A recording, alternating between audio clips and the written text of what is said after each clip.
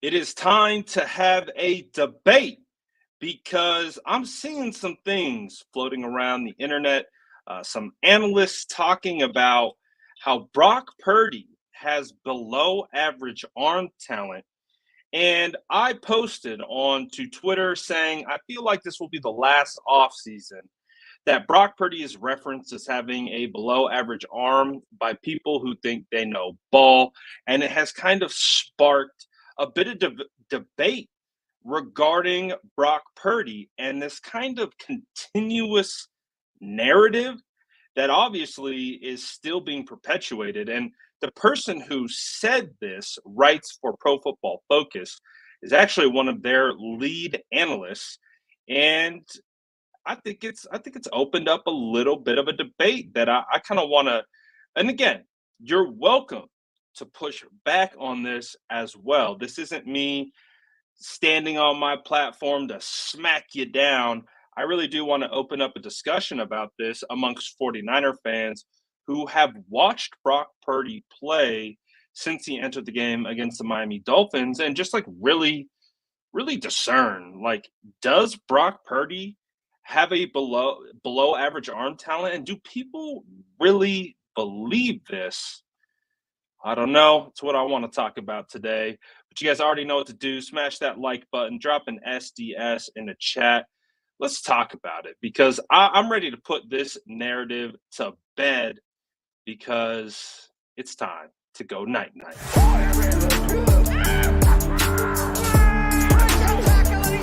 Smash that like button if you haven't already. Love to see it.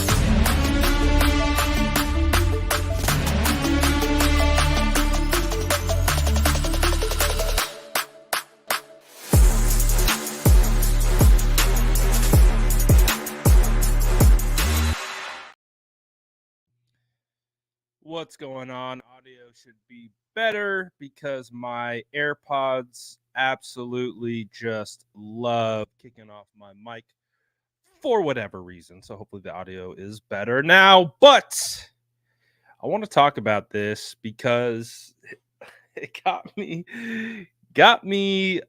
a little bit heated up about this conversation, and I'll read you. This is from Trevor Sikkema doing a quarterback ranking. And like, this isn't even about the quarterback ranking. He ranked Brock Purdy the 13th best quarterback in the league. And as he's talking about Brock Purdy's big time throw percentage, which is high, he says, even with below average arm talent, he is good enough. He is a good enough anticipatory. He is good. He has a good enough Jeez, I cannot talk today. He is a good enough anticipator to make things happen. Third time's a charm there, baby. But the whole point of it is he's basically like, oh, well, he ranks highly in big time throws, regardless of having below average arm talent. And I think this opened up a conversation on Twitter about arm talent versus uh, arm strength. When I talk about arm talent, and unfortunately, I didn't say the talent part, which I think would have changed the conversation a little bit, but it opened up this broader conversation where when I say talent, I'm talking about all of it, not just arm strength. Arm strength is a subcategory of arm talent. It's a part of what makes the arm talent what it is, because obviously you have to be accurate. You have to be able to throw with touch. You obviously want to be able to have zip and power. You want to have a strong arm, but you also want to be able to throw from different arm ankles, adjust your arm slot to be able to, multiple things. Like, arm talent is also having to throw without stepping into throws, because your base is a part of your arm talent. Like, they are connected. Your hips, your feet, your power really does. A lot of it comes from your base. So we like to simplify it as the arm, but I think it's a much broader conversation. So when we're talking about Brock Purdy, it's, you know, these guys who, like, again, a lot of people might be upset that they ranked Brock Purdy 13th. I don't care where they rank them. People are going to rank wherever they want to rank. That's their own opinion. That's the whole point of it. And everything was fine about what he said. Like, nothing was bugging me until he said Brock Purdy had below average arm talent. And when I've, you guys know, we do film breakdowns after every single game. And we've watched every single rep of Brock Purdy on this channel together, let alone like what I've studied on my own. And I don't see that. I don't see that at all. Now, we can say that Brock Purdy doesn't have the strongest arm. That's a fair assessment. That's one of the reasons why he was the last pick in the NFL draft. Brock Purdy even said it himself that coming out of the draft, he didn't think his arm was where it needed to be. And that through his pre-draft training, he was able to tweak some certain things to be able to add the requisite velocity that he needed to have to be able to play in the NFL. And so I get that argument. I like where I'm not going to sit here and have a debate with like, oh, Brock Purdy is the strongest arm in the NFL because he doesn't. It's about the arm talent. Saying that Brock Purdy has below average arm talent after watching all the throws that he's made throughout his career, it's kind of insulting. I don't know. Maybe that's why I took it such a specific way, um, because I'm like, man, it's right there in front of you to see. You know what I'm saying? Like, we can all turn it on and we can see that Brock Purdy, like, if you want to say that Brock Purdy doesn't have elite arm talent, listen, I'm not going to argue with you on that because could he have elite arm talent one day? Maybe, but I think it would take some additional work, and I do think we'll see a different arm from Brock, not different arm, but a little bit more functional strength. I really think that we're going to see Brock Purdy have even more command on his ball. I think he'll be able to push the ball further downfield this year because he's not rehabbing all offseason, and he's really going to be able to connect his base to his arm. And I think that thing is really going to be able to travel even further. But that remains to be seen. We'll see that in training camp for sure. But to say that he has below average arm talent, to me, disqualifies you from like, how are you doing a ranking in the NFL of all the quarterbacks and you say he has below average arm talent? He has made a lot of challenging throws. Now, challenging in the sense of Justin Herbert or, Patrick Mahomes, where they will throw the freaking ball 80 yards downfield? Not necessarily. He does it in his own way. But just because he isn't throwing it to the level and the distance as those guys, it doesn't mean that Brock Purdy doesn't have good arm talent. He is got a quick whip. His release is ultra fast. He can throw off multiple different platforms. He has the ability to thread. We've broken it down so many times on this channel about how he adjusts his arm slot and the angle and trajectory of the ball to get it over the offensive line, or the defensive line. Like he'll pump fake defensive linemen to get them up, and so he can throw it over them. He will step into a throwing lane and he'll sidearm a ball straight through two defenders because it makes more sense for him to go between than over the top. Like he is very talented when it comes to throwing the football. That's my problem with it. It's like, yes, I get it. Brock isn't gonna be throwing crazy 60-yard bombs. But that's doesn't mean he's automatically below average. That's not what that means to me. Roberto says these reporters have below average intelligence. Listen, Trevor Sikkema with PFF, for the most part, I think he's pretty respectable. I think he's done some good work. I'm not sitting here going to, destroy this guy over just this one take on Brock Purdy. I've seen him around for a long time. Talking about ball, he's a PFF guy. They're very analytically driven, and that's fine. But again, I just have a problem like with watching it and saying he has. And again, if he replaced talent with strength, I think that changes the conversation a little bit. But for me, when I see talent, I see all encompassing. I see everything. All the different abilities that go into physically throwing the football. And I'm really trying to keep the processing aspect of it out of it, because when I say arm talent, to me, that's a physical attribute. It's not a mental intangible. It's a physical attribute. And although Brock Purdy is smaller in stature, does not have the biggest arm, that doesn't mean he's not talented as a thrower.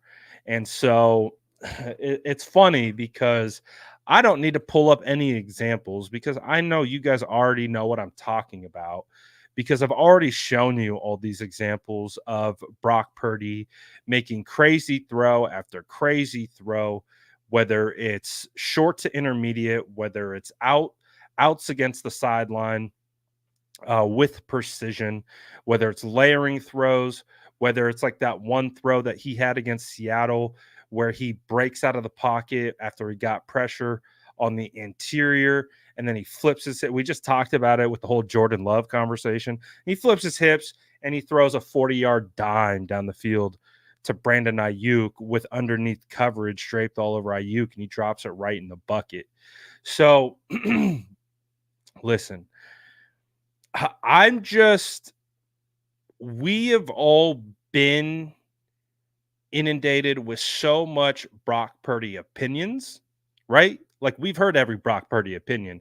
Anyone like this opinion too isn't new. But for me, it's just kind of like it's time to change the narrative around Brock Purdy. Brock Purdy, listen, like I keep hitting home on. Yes, you can say that he doesn't have the strongest arm in the NFL. He's probably I don't even know where to rank him necessarily. I would say Sam Darnold probably has a stronger arm than Brock Purdy, but that's the entire point of evaluating quarterbacks, is that strong arm doesn't equal good quarterback. How many times have we seen this? How many times? We could reference quarterbacks on the San Francisco 49ers. We could reference quarterbacks across the league. We can reference prospects. I remember the NFL was infatuated with Paxton Lynch because he could throw the ball 70 yards downfield. And I watched Paxton Lynch's film and I was like, this dude is a bust. This guy can't play quarterback. He throws a beautiful deep ball, but he can't play quarterback. He's not reading anything. All his passes were behind the line of scrimmage on bubble screens or the occasional deep ball. and he ended up being a first-round pick and one of the a massive bust because he couldn't play the quarterback position. Physical attributes aren't the end all be all of quarterback play.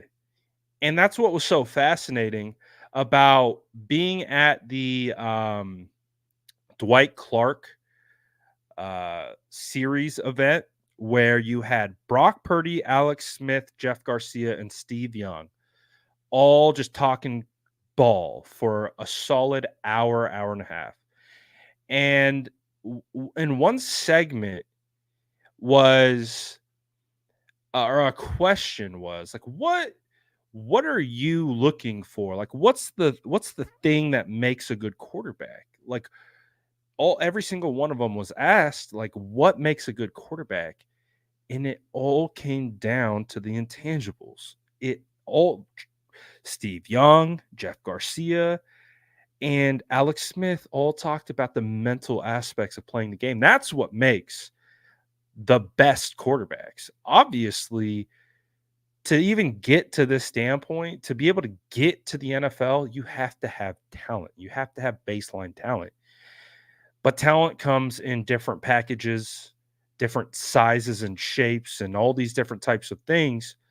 And that's why it's like I'm tired of reading. Like I'm like we just saw the season that Brock had, and I'm reading a quarterback ranking where it's saying Brock Purdy is below average arm talent. I hope he meant arm strength because that I think there's more wiggle room to have a conversation about. But it's like to sit here and try to diminish Brock Purdy's ability as a thrower, I think is I don't know what to say. Like, I guess I have such a hard time with that concept because I've watched every rep that Brock has ever taken with the San Francisco 49ers on a football field on Mondays, Thursdays, Saturdays, or Sundays. And I've also watched it with you on this channel.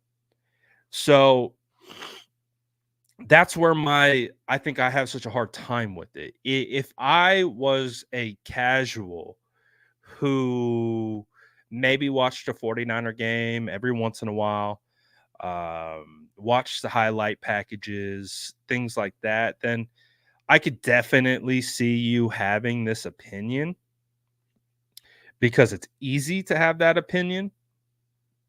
But if you watch, man, if you just watch this dude play in and play out. Emmanuel Sanders was, and this is what sparked it.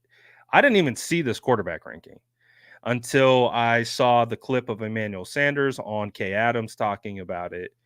And he hit up Brock to ask about, or excuse me, he hit up Debo to ask about Brock, and Debo's like, oh yeah, Brock's for real.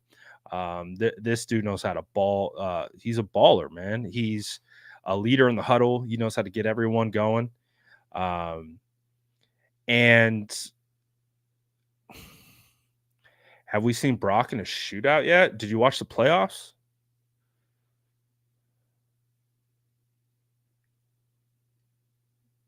What's the difference between a shootout and a comeback? Brock had to pull his team from behind. I would say if we're making a definition between a shootout and a comeback is way more impressive than a shootout. A shootout just indicates that there you go. There you go, Strawberry, right off the rip. He says shootout against the Raiders. And guess what? We heard from Max Crosby. We heard from Aiden O'Connell. What did Max Crosby say? He said Purdy can ball.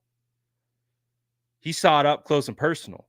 That great pull, Strawberry. Great pull. And that also, too, he wasn't playing his A ball in that game either, but he got it done. And that's the thing.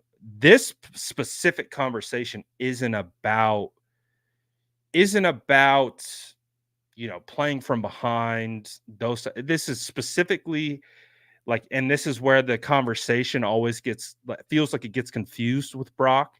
Is we're talking about him as a holistic quarterback. People talk about him like his arm, the intangibles. What are we talking about? This specific conversation is a physical attribute conversation where we are spending our sole focus on, for once, not talking about the intangibles, which in my opinion make him the insanely good quarterback that he is.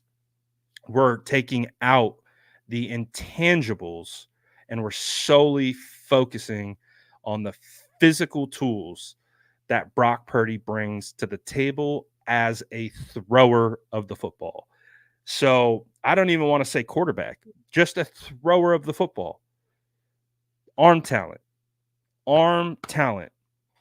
Below average Brock Purdy arm talent. I just don't see that. I don't see that. You can't be accurate. You can't throw with touch, zip, be able to change velocity, change arm angles, not be able to step into throws and complete 40-yard passes downfield on a dime to George Kittle against the Jacksonville Jaguars for a touchdown. If you're below average, like we've seen below average quarterback play on the San Francisco 49ers for a long time. Really, like we really have. And that's the kind of the point of maybe that's why.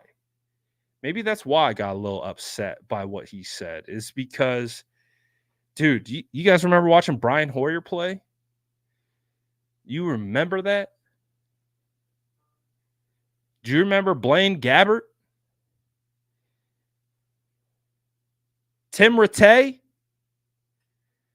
Troy Smith? We've seen some below average arm talent. I don't know. 49er fans, we know what below average arm talent looks like, because the 49ers haven't had a quarterback that I feel like, from a arm talent perspective, haven't really had a guy since Jeff Garcia. Now, Alex Smith really developed into being a better quarterback, but I wouldn't say he had an above average arm. I would say he was average at best when it comes to his arm talent. But I would say Jeff Garcia could sling it. He could throw that ball all over the place.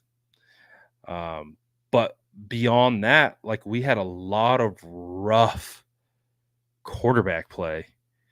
And so I think when I see Brock doing what Brock does and how he does it, that's where the conversation for me becomes like, and also too, not just comparing ourselves to ourselves, looking across the league, looking at other quarterbacks and how they play. Like, I guarantee you right now, Jaden Daniels has a lot better arm talent than Brock Purdy as a rookie. But that doesn't mean Jaden Daniels is a better quarterback.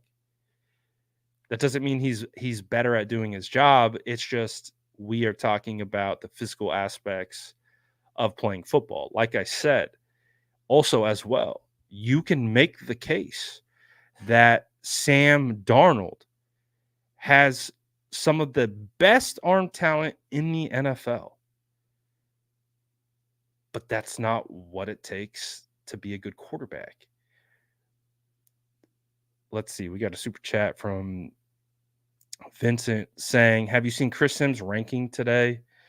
He had him at 17 with some surprisingly tough criticism. I did not see this today. My favorite Chris Sims ranking wasn't when he put Kellen Mond in front of everyone, in front of all, like looking back at it, the 2021 rookie draft class was a disaster. Um, but to put Kellen Mond ahead of all of those guys, your Fields, Lance, um, he has been by far the biggest disappointment probably out of them all.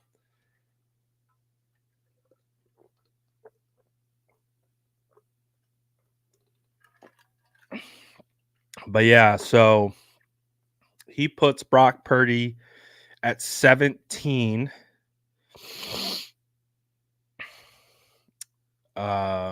Baker Mayfield's at 15. Kyler Murray is at 16. Behind Brock is Tua, and behind Tua is Geno. I'm not seeing the actual analysis attached to the graphic. But I'll be on the lookout for it. So I'll see what his analysis is. I haven't seen it. I'm just seeing the ranking. Yeah, I don't know. I don't know what the analysis is of it. But listen, I'm not sitting here either saying that Brock Purdy is perfect and that he's the perfect quarterback and you can't critique his game. You can absolutely critique Brock Purdy's game. There are things that Brock Purdy can do and improve upon to become a better quarterback, as in all 24-year-old quarterbacks. So that's one of the things that I've been talking about this offseason, is I do think Brock will improve. Almost like a substantial, I don't want to say a jump, but I would say a step. I think Brock Purdy takes a step even further in his development as a thrower. I think we already understand from the intangible aspect, Brock is pretty damn solid. But we've already even heard that he's taken steps internally as a leader. He's more vocal. He's taking more ownership. He's taking on more of that CEO role as a quarterback. That's what you want. He's 24. You expect that to be a somewhat gradual process, especially in how he got to his spot. So the whole Brock Purdy situation and how he's discussed and the narrative around him, obviously we've been pretty outspoken as fans and on this channel and all these different types of things about how he's viewed. But like I said about the ranking, I don't even care that he was put at 13. It was such an underhanded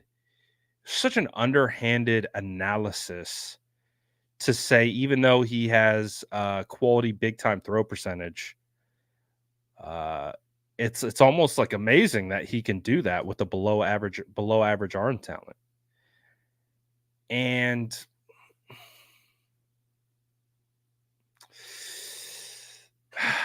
I think he'll get better. Not only get better, but what he is right now is he's not below average. He's clearly above average as arm talent, in my opinion. And that's just my opinion on how he throws the football. Physical tools only. Physical arm talent, throwing the football. I would say he's above average. I wouldn't say that I don't know what our criteria would be in rankings. I'm not saying Brock is elite. I don't think Brock is elite thrower of the football. He's very, very good at it, though. And I think with additional development, who knows, maybe he can become that elite thrower of the football. But I don't think he's quite there yet. So again, it's funny the way that he's discussed by people who say they watch football. And when I say watch football, like I'm talking about like actually study the game, know the game, understand the evaluation process. Anyone can watch the game. That's anyone can do that. But to be able to be able to understand what you're looking at and be able to provide like actual analysis and be able to break it down, like that's a completely different story. Completely different. And guess what? Not a lot of people are very good at it. Um, Even NFL teams struggle with it because it's difficult. It's challenging. It's not easy. If everyone could, they would. But that's why individuals have been able to develop certain lanes doing what they do.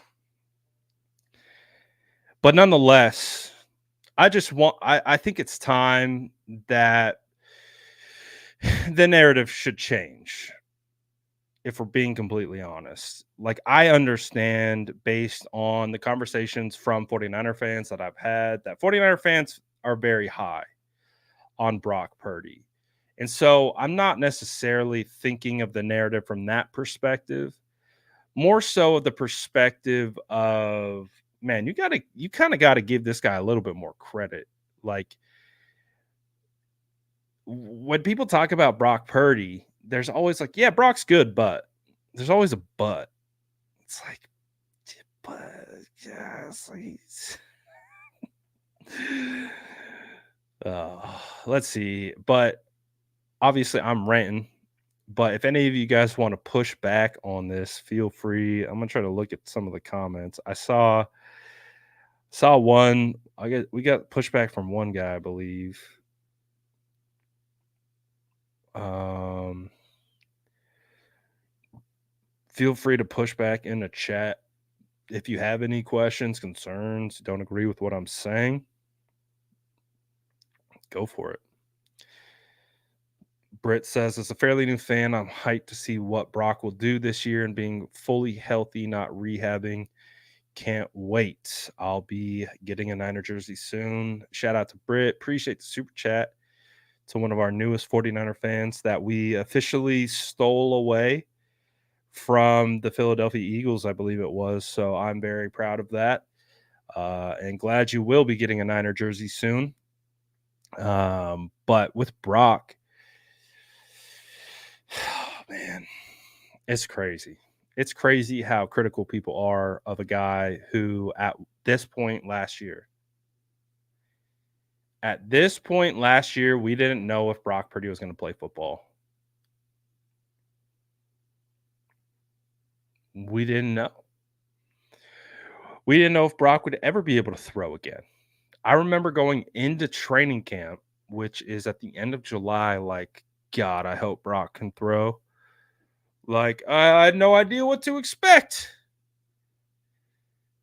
And yet, Brock comes out, has a phenomenal season in his first full year as a starter, and it's just like, oh, he's still below average.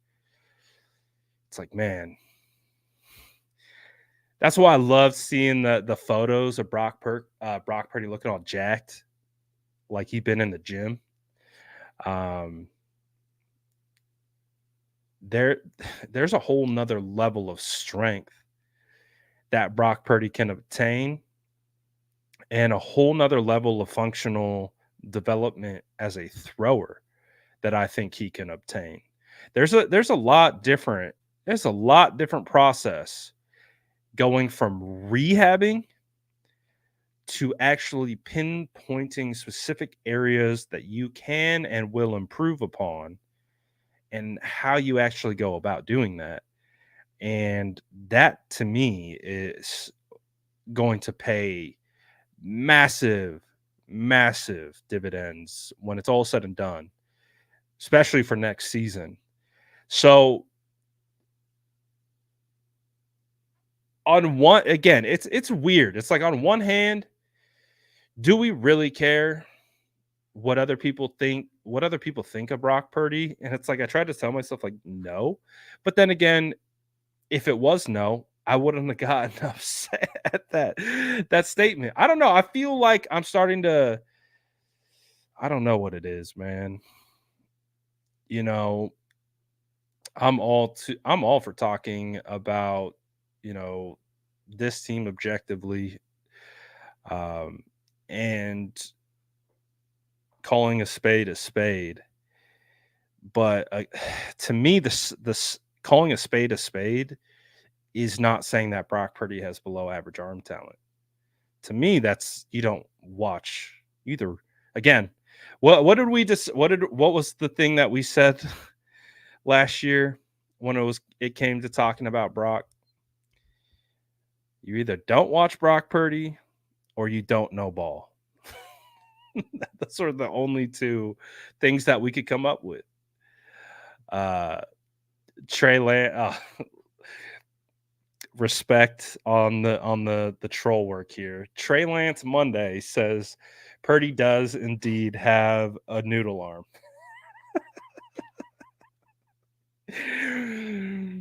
This comment gives me shades of last year's conversation about Brock and Trey. Oh man. The noodle arm, the whole noodle arm debate. Oh my god, what a fun time that was.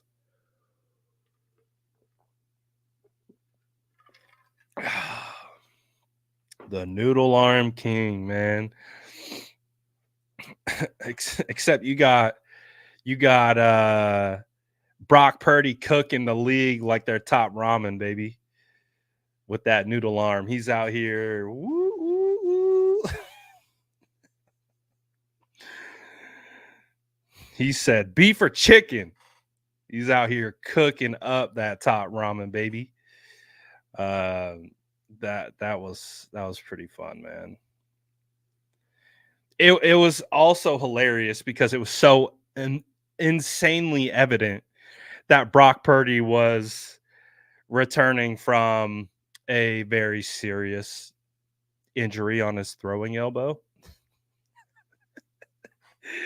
And they're like, oh, noodle arm. It's like, bro, this dude's not even throwing 100%, and you're talking about your what are we talking about? This dude can't even practice every day. And what are we talking about? Oh man. Good times. Okay, I like this. Mordecai will be the new king of the NFC. Oh, jeez. So good. So good. And again, I don't know. I just think it's an interesting debate because as I could see from the tweet of by omitting the word talent, it became a conversation about arm strength, which is not what I meant. It was more about the overall arm talent. But I think so many people, I think so many people just look at him. It's the exact same thing. It was the exact same thing that Max Crosby said. They said it's an aura problem. It's not that he can't ball, it's the aura. It's the Coles cash. He doesn't look like he should be as good as he is. Which again, that's why a lot of people are surface level, and that's what happens. But yeah, I really don't get the knock on his ability because he's clearly capable and has the ability to get it done. And I'm just and it's again, people are always going to point to, well, look, he struggled here, he struggled there, and I could do that with every single quarterback in the NFL to ever play. You can nitpick and cherry pick any negative play you want. And guess what? Those people who do that, they're going to do that. Any negative play, oh boy, hit the red alert. Red alert, baby. Brock Purdy, training camp interceptions. Red alert. Red alert, the sky is falling. Brock Purdy wasn't perfect.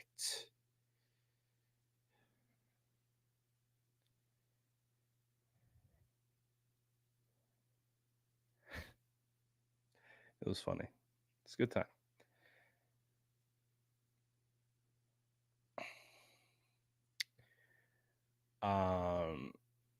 I definitely wouldn't say Trey Lance was tearing it up last year.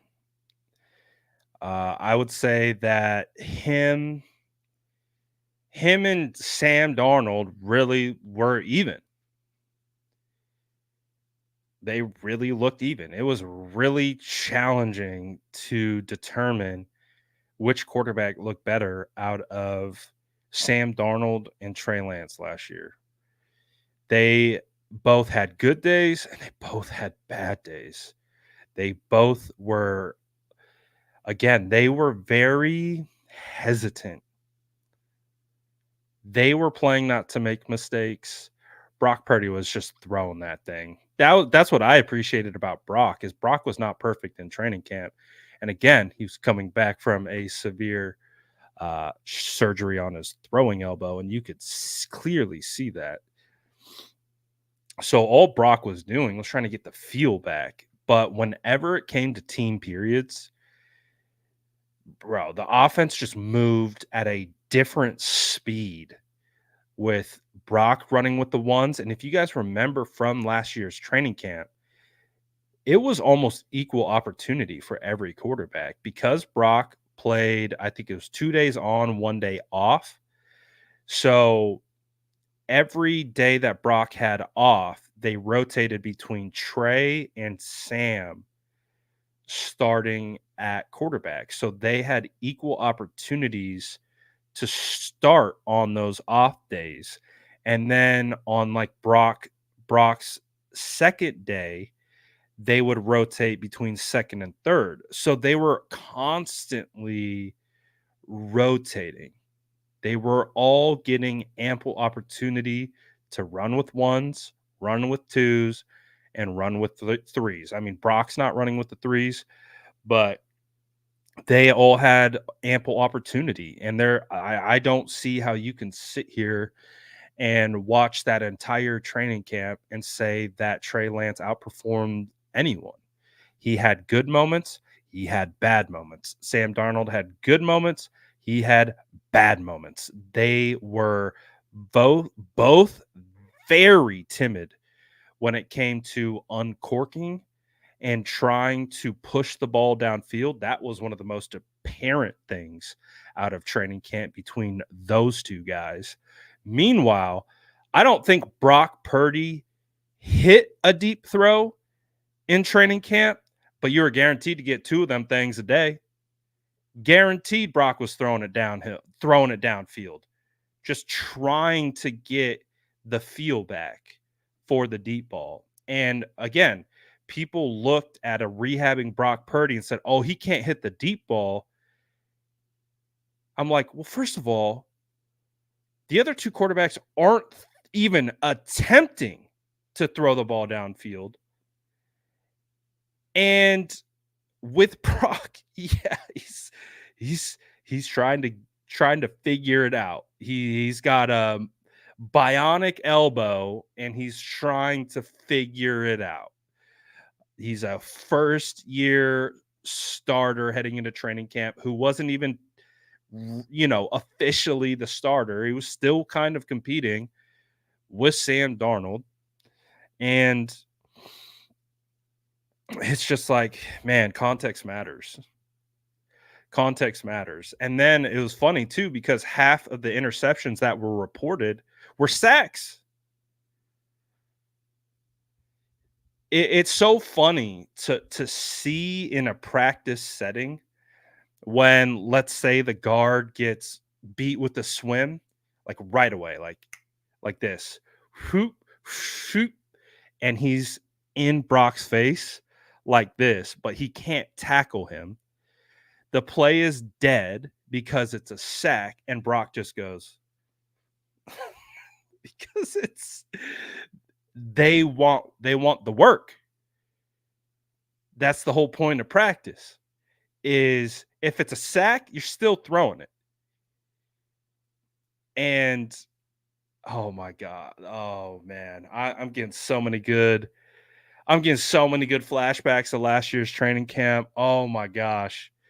Um, I can count multiple sacks that were sacks that were reported as oh my goodness. Hilarious. Hilarious times to be there and witness it all, because I'll never forget the first one too. The first one was a pick six that was a sack. It was Javon. I can remember it vividly because it was Javon Hargrave beat the guard instantly, disrupted the entire play. He beat him so fast that he had to like pull up from hitting Brock, and Brock, like, he's right in his face, and it basically on the verge of blowing the whistle because Hargrave disrupted the play so badly that Brock just like literally threw it like this. Like he almost like, because that's where Hargrave was in, like he couldn't step into the throw. He just kind of went like that, and it got picked and ran to the house. And all you guys heard about was Brock Purdy threw a pick six. It's like, what the fuck? Oh, last year was crazy. Last year was fun. That's why I can't wait to do it again, man. I can't wait to do it again. I can't wait to see what agendas we'll be agendaing. It's clear, it's crystal clear that it feels like there's a Ricky Pearsall agenda, to diminish Ricky Pearsall as much as possible, because it's a very simple thought process. If you don't believe the Ricky Pearsall pick was a good pick, and you have maybe been outspoken of why this was a reach, why this wasn't a good pick, why what are we doing with this selection? Well, wouldn't it suit you well too if Ricky Pearsall ended up not being any good? Wouldn't that fit the agenda pretty well? Because if Ricky Pearsall isn't good, then you're like, well, look, I told you he wasn't. I told you this wasn't a good pick. I told you that this was a reach. You can see it's all right there. It's all right there. So I see the agenda already being established, and guess what? Guess what agenda also will be back too? Interception gate. Ooh, can't wait. Love it. Gosh, gets me excited thinking about it. Good times, great times, the best times. Um,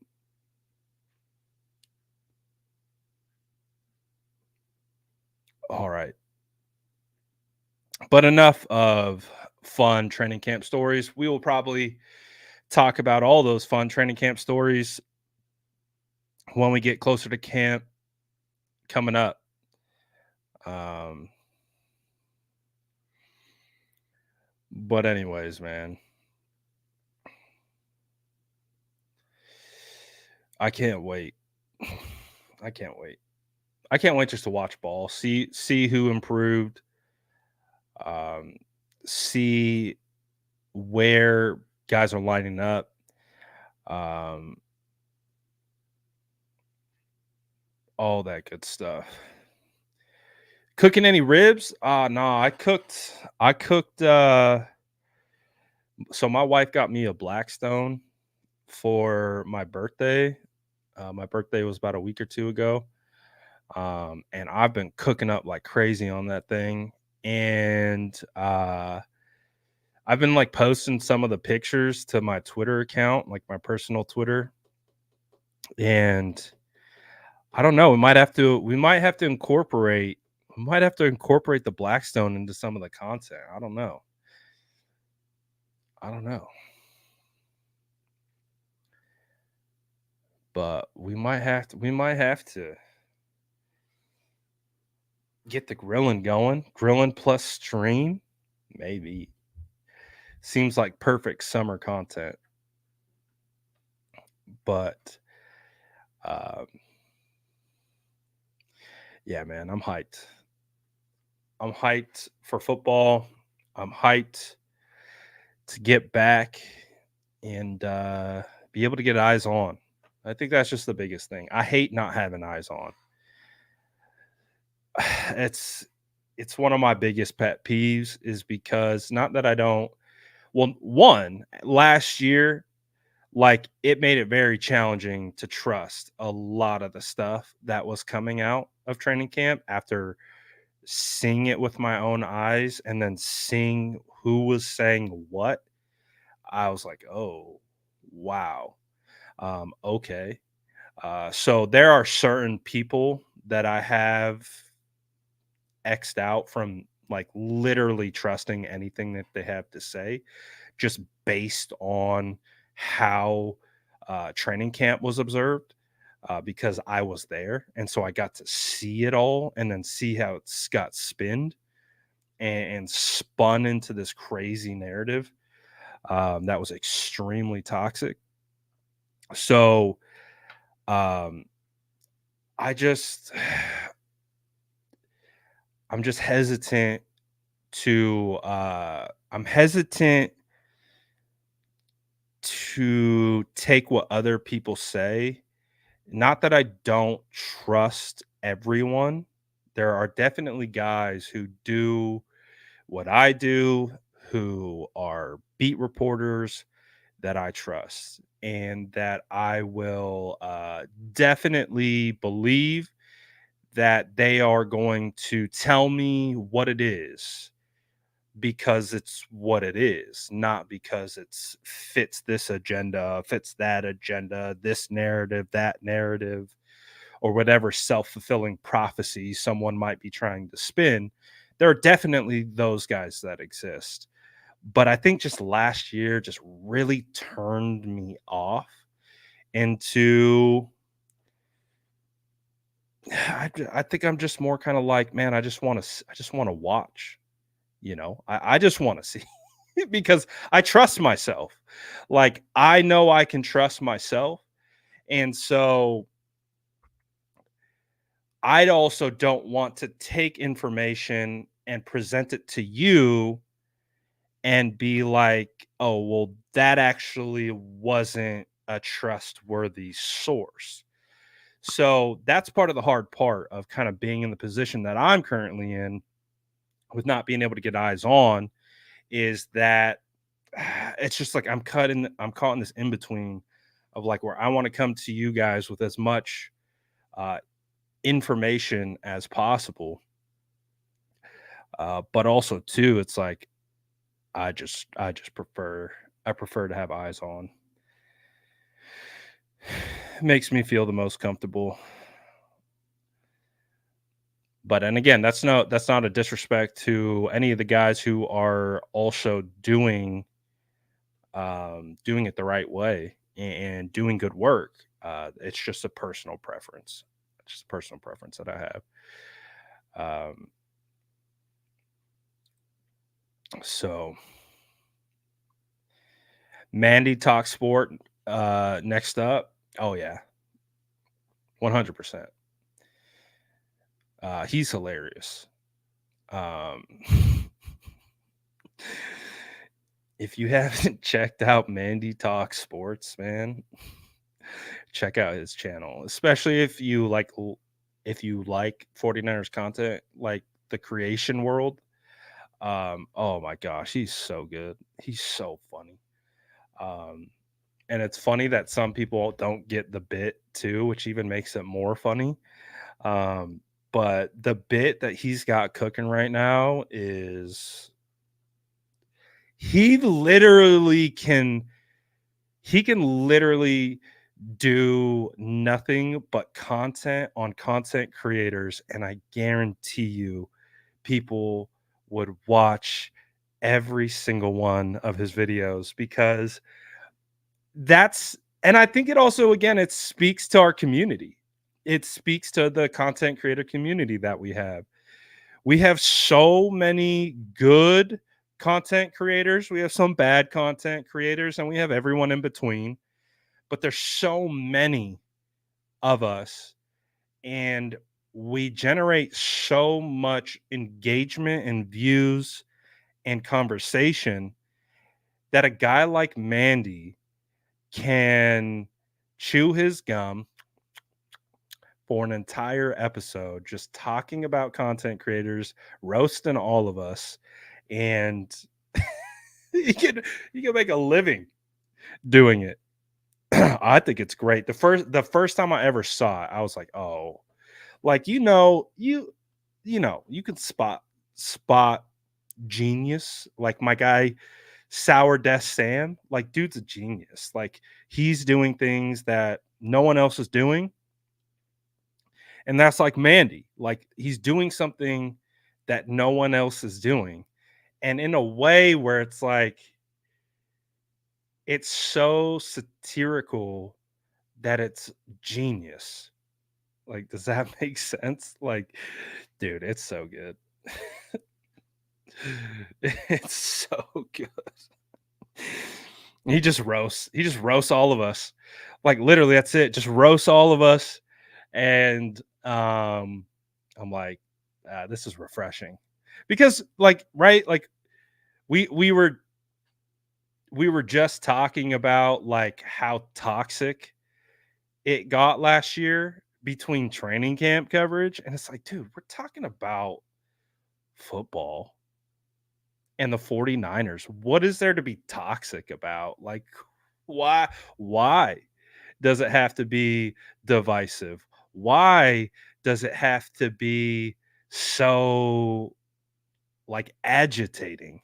And then you have Mandy coming along singing country songs and chewing his gum. And it's like, thank you. Thank you for uh for bringing us back down to earth because that's all we're doing. Well, that's all we're doing. We're talking about football.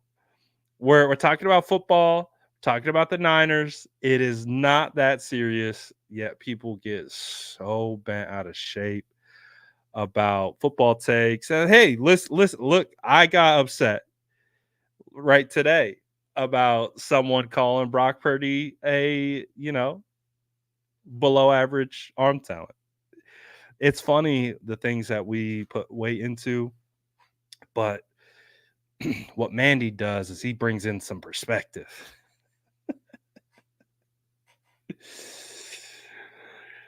It's good times, man. Good times to be a content creator, I guess. Um, I mean, it's not even just content creators. It's you have beat reporters who are now content creators. See, I don't know how that works. Let's say if you're a beat reporter,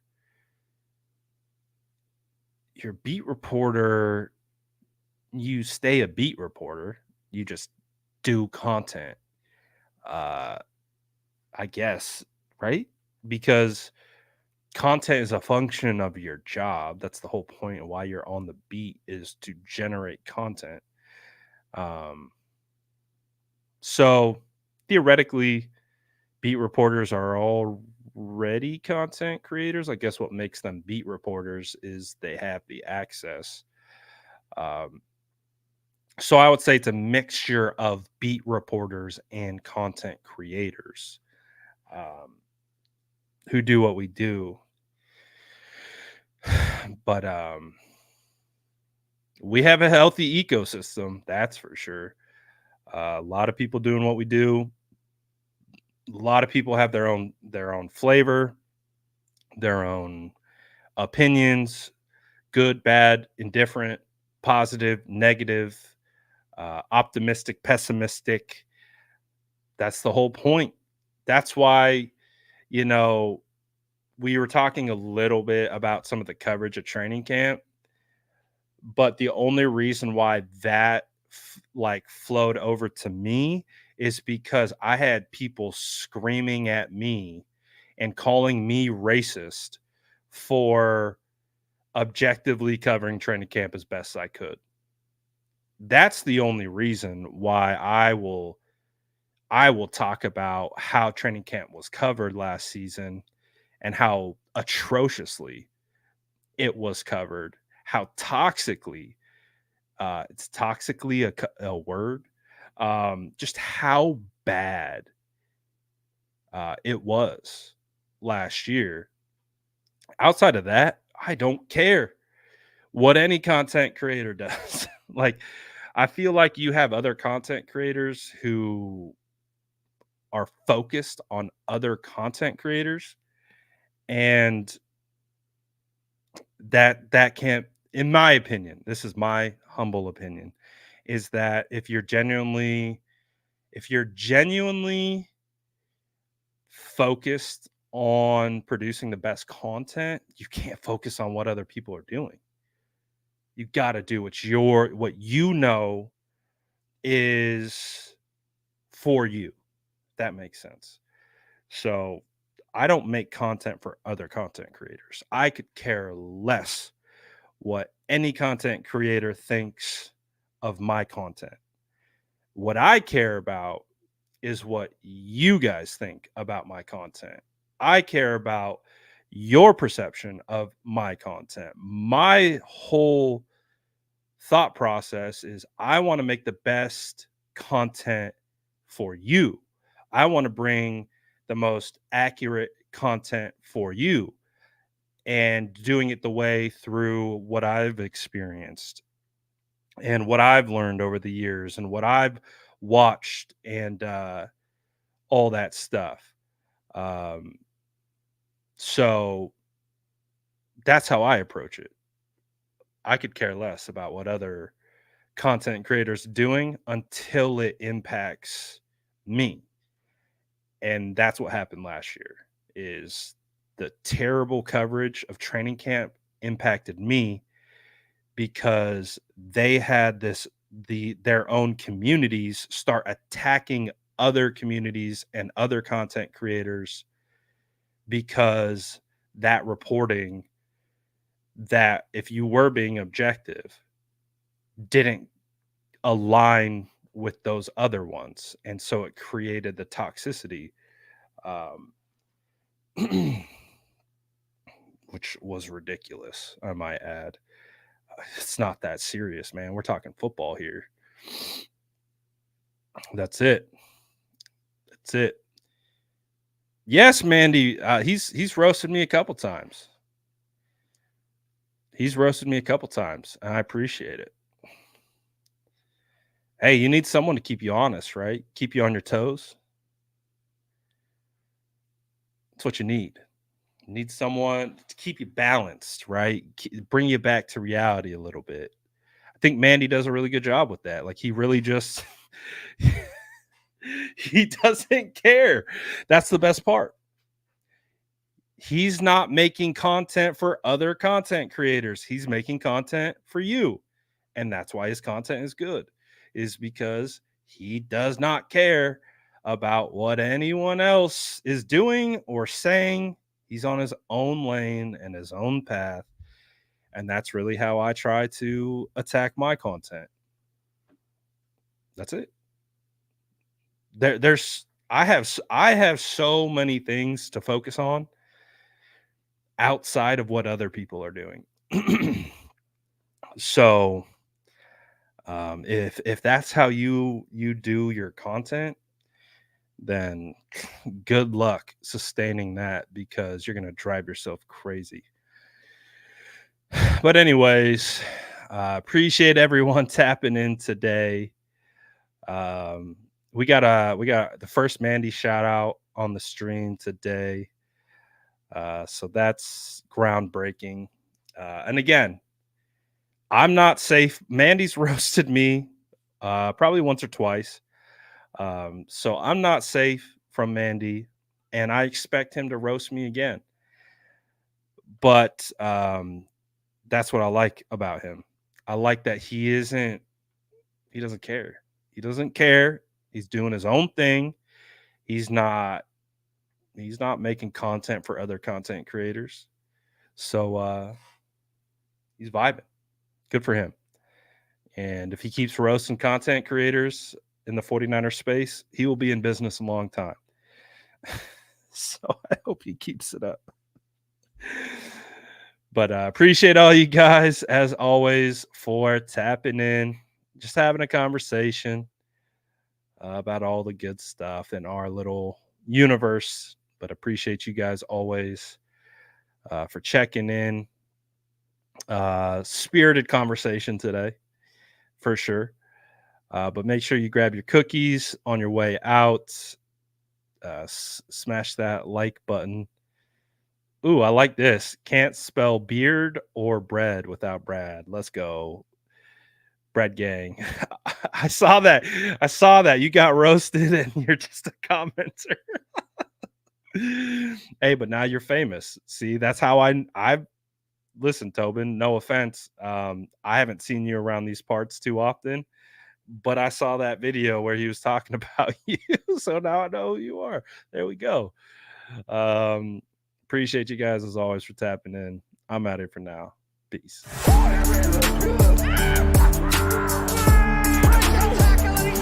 Smash that like button if you haven't already. Love to